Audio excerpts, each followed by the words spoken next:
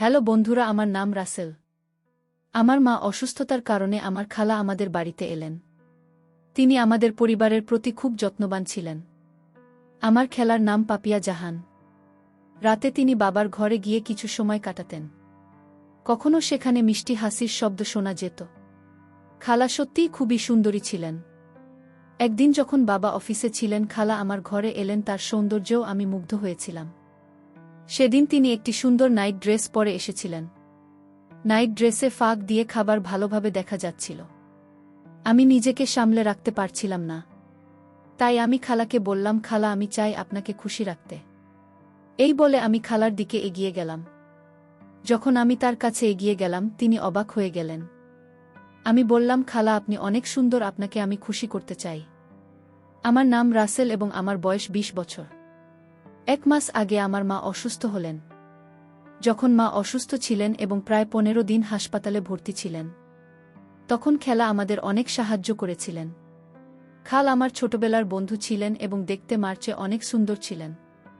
সেই সময় তিনি মায়ের পাশাপাশি থাকতেন এবং আমাদের সবার খেয়াল রেখেছিলেন। একদিন রাতে ডিনার শেষে বাবা মাকে নিজের রুমে যেতে বলেন, কিন্তু আমি বাবার ফোনটি নিয়ে খেলা করছিলাম। তাই বলে বাবার কথা শুনিনি। তাই বাবা আমাকে অনেক বোকা দিয়েছিল। আমি ফোন রেখে যখন হোল রুমে গিয়ে বসি, তখন হঠাৎ দেখলাম বাবা খালাকে তার রুম ডাকলেন। আধা ঘন্টা পর খাবার ঘর থেকে বের হয়ে আসলেন। তারা দুজনে খুব খুশি ছিলেন। খালাকে তখন খুব সুন্দর লাগছিল, কারণ খালে গোসল শেষ করে এসেছেন। এরপর কয়েকদিন ধরে দেখলাম বাবা প্রায় খালাকে নিজের রুমে নিয়ে যাচ্ছেন। আমার মনে অনেক প্রশ্ন জাগছিল। খালা এবং বাবা এক ঘরে কি করেন? মা তো বিছানায় অসুস্থ হয়ে পড়ে আছেন, আর আমি মার জন্য খুব চিন্তিত ছিলাম। সেদিন রাতে বাবার রুম থেকে কিছু অদ্ভুত শব্দ শোনা গেল। আমি বাবার রুমের পাশে যেতে মা আমাকে ডাকলেন। আমি চুপচাপ নিজের রুমে চলে গেলাম। এরপর একদিন রাতে আমি খালার রুমে গিয়ে তাকে জিজ্ঞেস করলাম, তুমি বাবার রুমে কি করছিলে? তিনি কিছু বলতে যাচ্ছিলেন, কিন্তু ঠিক তখনই বাবা এসে বললেন, রাসেল, রাত প্রায় 11টা বাজে, তুমি এখনো ঘুমাওনি কেন? পরদিন আমি বাবার সঙ্গে কথা বলিনি, কারণ বাবার আচরণ আমার ভাল লাগছিল না। তাই খালা আমার মাথায় হাত বুলিয়ে শান্ত করে বললেন, রাসেল, তুমি তো আমার ছেলের মতো, বাবার রাগের জন্য তোমার মন খারাপ হয়েছে। খালা বললেন, বাবার উপর রাগ করতে নেই। এরপর খালা এবং আমি একসঙ্গে কিছু সময় কাটাতে শুরু করলাম। একদিন খেলার রুমে গিয়ে দেখি তিনি চুল শোকাচ্ছেন। তার সৌন্দর্য যেন আরও উজ্জ্বল হয়ে উঠেছিল। তিনি আমাকে দেখে বললেন, রাসেল, তুমি বাইরে কেন দাঁড়িয়ে আছো? ভেতরে এসো। রুমে ঢুকে তার সৌন্দর্য আমাকে মুগ্ধ করেছিল। খালার সামনে দাঁড়িয়ে আমি কিছু বলতে পারছিলাম না। তার রুমে এক ধরনের মিষ্টি সুগন্ধ ছিল, যা আমাকে অনেকভাবে আকর্ষণ করছিল। হঠাৎ খালা বললেন, রাসেল, তুমি কি আমার সৌন্দর্য উপভোগ করতে এসেছ? তার কথা শুনে আমি বললাম, না খালা, আপনার সৌন্দর্য নিয়ে আমার কোনো প্রশ্ন নেই। আসলে আমি আপনার সঙ্গে কিছু আলোচনা করতে এসেছি। আপনি প্রায় অনেক কথা বলেন, কিন্তু কখনো আমি পুরোপুরি বুঝতে পারি না সেগুলোর অর্থ কি। খালা হাসি মুখে বললেন, রাসেল, এভাবে ঘুরিয়ে না বলে সরাসরি যা জানতে চাও তাও বলো। আমি তখন তাকে প্রশ্ন করলাম, আপনি কিভাবে বুঝবেন যে আপনার সৌন্দর্য দেখে অভিভূত হয়েছি এবং আমি বাবার সঙ্গে একটু খারাপ মনোভাব নিয়েছি? আমি আসলে বিষয়ে আপনার সঙ্গে কথা বলতে চেয়েছিলাম। খালা হাসলেন আর আমার কাছে এলেন এবং মাথায় হাত বুলিয়ে বললেন, রাসেল, আমি তো তোমাকে জন্ম থেকে জানি। তোমার স্বভাব আমি খুব ভালো করে বুঝি। তুমি ছোটখাটো বিষয় নিয়ে অনেক ভাবো, অথচ বড় বড় বিষয়গুলো সহজেই দিয়ে যাও। তার কথা শুনে আমি অবাক হয়ে গেলাম। তিনি আমাকে এমনভাবে বুঝতেন যেভাবে আমি নিজেকেও বুঝতাম না।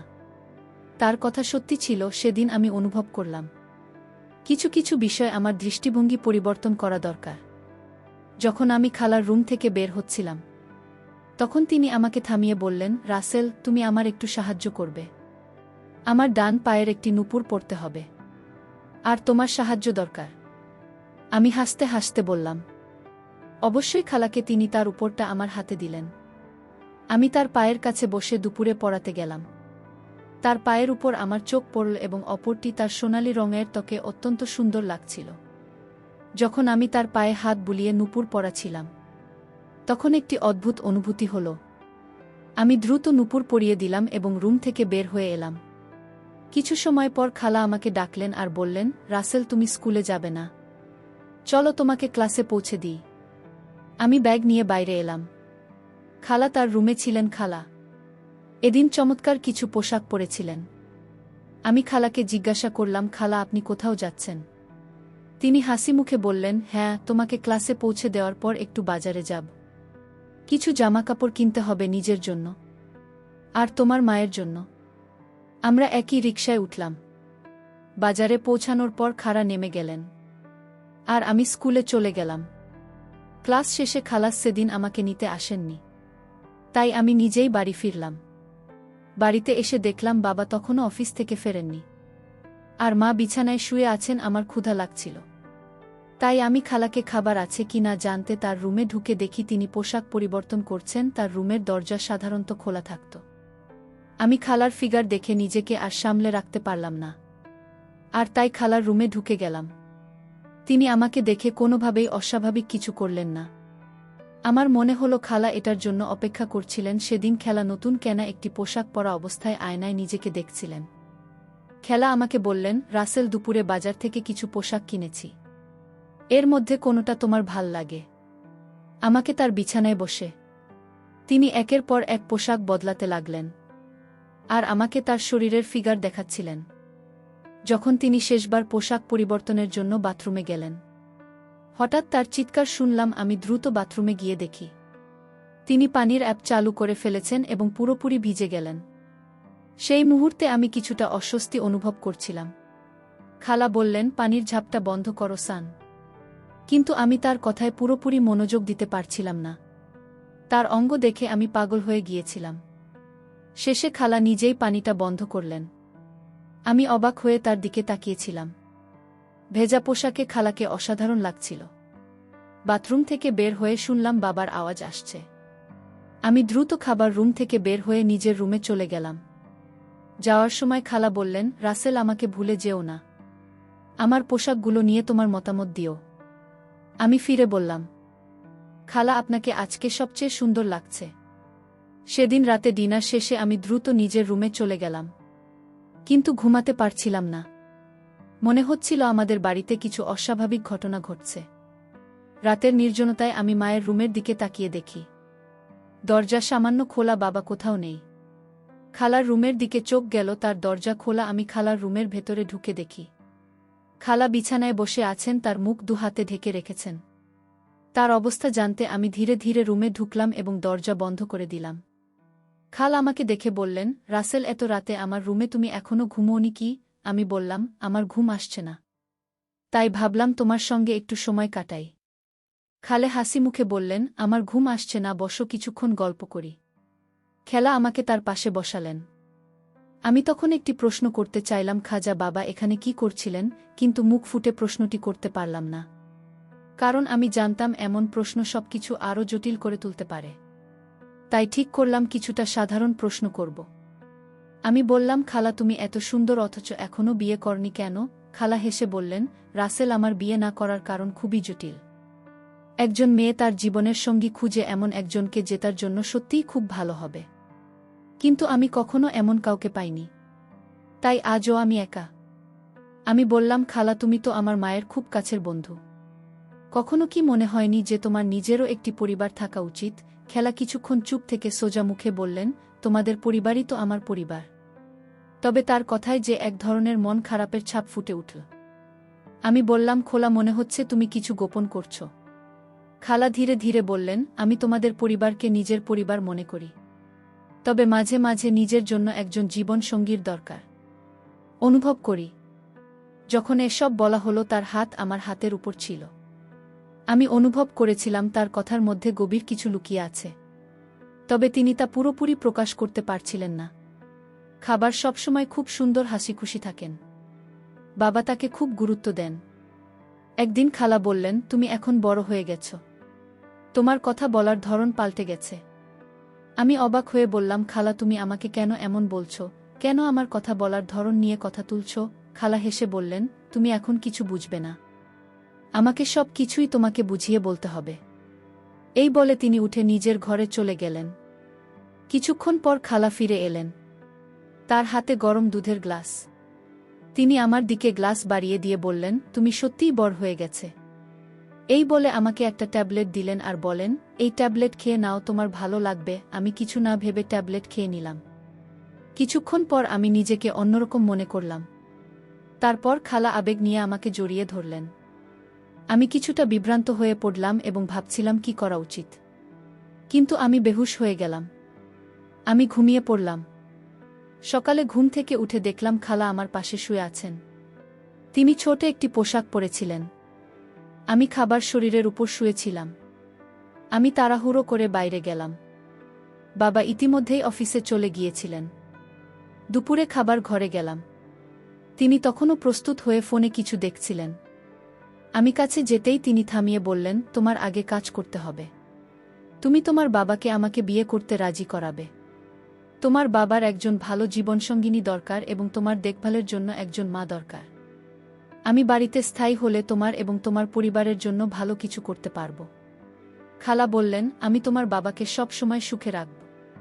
তুমি তো এখন বড় হয়ে গেছে, নিশ্চয়ই বুঝতে পারছো তোমার বাবার একাকিত্ব কেমন। খালা খুবই বুদ্ধিমতী ছিলেন। তিনি শুধু আমাকে নয়, বাবাকেই সুখী রাখতে চাইছিলেন।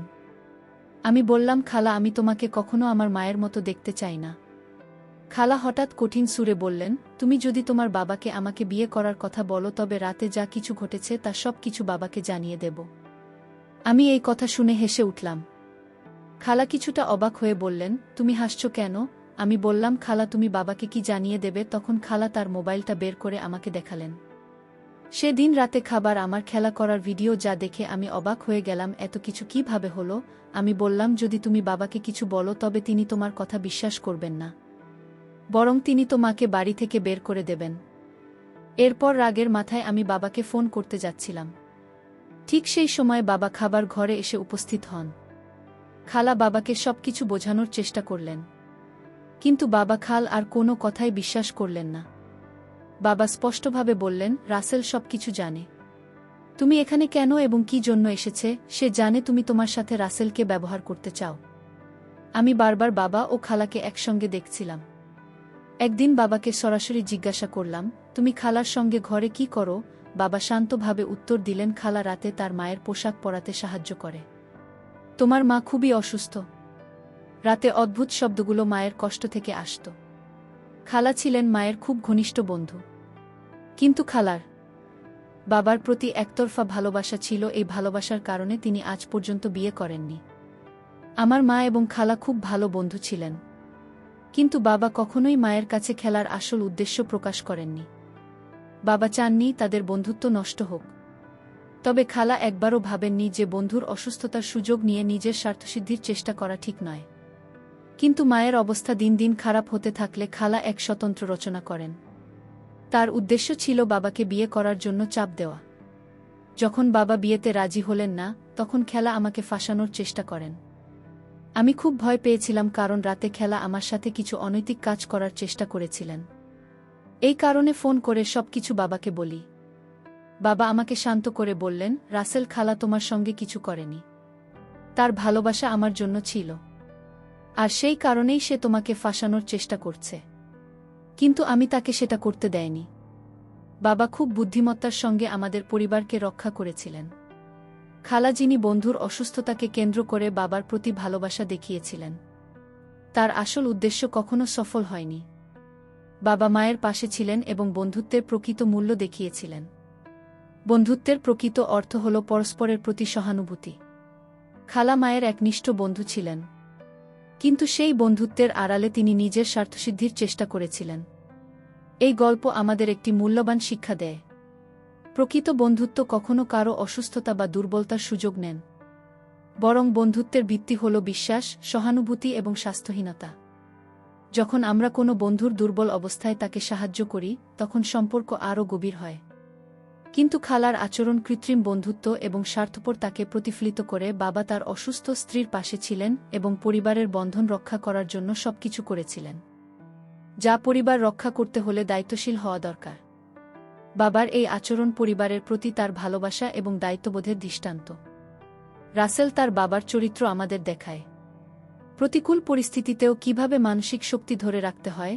বাবা খালার অভিযোগের মুখে ধৈর্য বুদ্ধিমত্তা দিয়ে পরিস্থিতি সামলেছেন। এই গল্প আমাদের জীবনের নৈতিকতা, সততা এবং সম্পর্কের প্রতি দায়বদ্ধতার গুরুত্ব শেখায় সত্যকে আঁকড়ে ধরা, অন্যায় প্রতিরোধ করা এবং সীমারেখা মেনে চলা আমাদের মূল্যবান শিক্ষা। বন্ধুরা, যদি এই গল্পটি তোমাদের ভালো লেগে থাকে তবে ভিডিওটি লাইক করো এবং আমাদের চ্যানেলটি সাবস্ক্রাইব করো। আর পাশে থাকা বেলাল আইকনটি প্রেস করো যাতে আমরা যখনই নতুন ভিডিও আপলোড করি তার নোটিফিকেশন সবার আগে তোমাদের কাছে পৌঁছায়। ধন্যবাদ। দেখা হবে আমাদের পরবর্তী ভিডিওতে। ততক্ষণ ভালো থেকে সুস্থ থাকো। ভিডিওটি দেখার জন্য তোমাদের অসংখ্য ধন্যবাদ।